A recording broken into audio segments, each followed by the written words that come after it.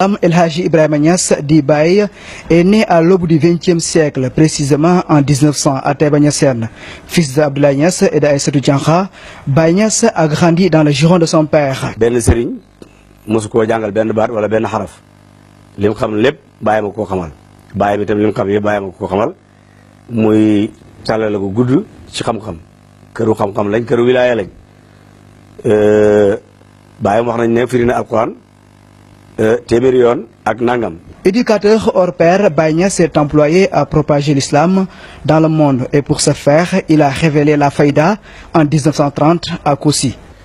1930 c'est le Cheikh Ahmed Tidiane moo ko waxoon moo diggee woon na Fayda bi dana feeñ ci tariqaam te mu ngi feeñ ci waxambaane woo xam ne ci fanweeri at ci lay toll.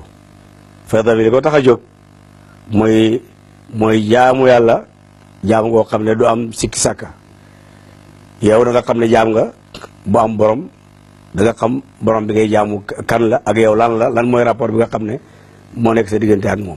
Pour mieux convaincre les sceptiques, Baye Niass avait adressé une lettre à un des talibés de son père, du nom d'Alassane Ndiaye. Et cette missive est considérée comme l'un des documents les plus importants des écrits de Maulana consacrés à la Fayda. Fayda bi dana daj mboolem gox yi bi ñu wax lii booba 30 ans la am booba Gàmbi gi sax dama gusi booba Banjul gi sax dama gusi mu ne kenn mënu koo téye kenn mënu koo taxawal itam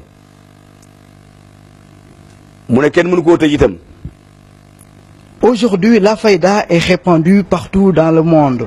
Et grâce à Cheikh l'Islam, les relations spirituelles ont changé. Et ce sont des millions de fidèles qui viennent se ressourcer à Medina Baye. Avant, les échanges spirituels et religieux passaient du nord vers le sud. Depuis l'arrivée de Cheikh Ibrahim, les relations ont changé.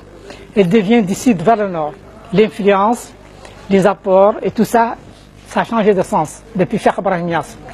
Nous sommes arrivés ici donc dans le cadre de ces relations que nos grands-parents ont tissées, que nous avons raffermies avec Cheikh Ibrahim Niass. Cette relation entre Baye Niass et la Mauritanie date depuis la révélation de la Fayda.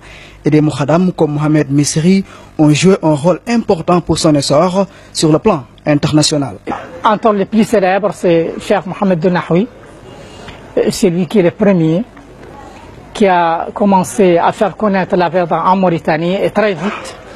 D'autres ont rejoint Cheikh, ont pris avec lui et l'influence de Cheikh a commencé à se répandre un peu partout. Cheikh Ibrahima Niass, un guide religieux d'une dimension internationale, un homme de Dieu qui a toujours œuvré pour la recherche de la paix dans le monde. Nous avons vu des gens qui ont changé complètement en adhérant à cette conception nouvelle de la Soufie, de la Soufia. Ils sont devenus des hommes exemplaires, purs, des hommes qui suivent les traces du prophète sallallahu alayhi wa sallam.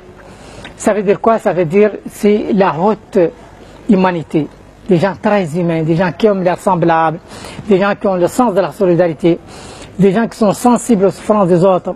C'est ça en réalité l'école de Cheikh Ibrahim. Aujourd'hui, des millions de personnes ont embrasé la religion musulmane, et ceci grâce aux actions de Cheikh l'Islam El Hadji Ibrahima Niass.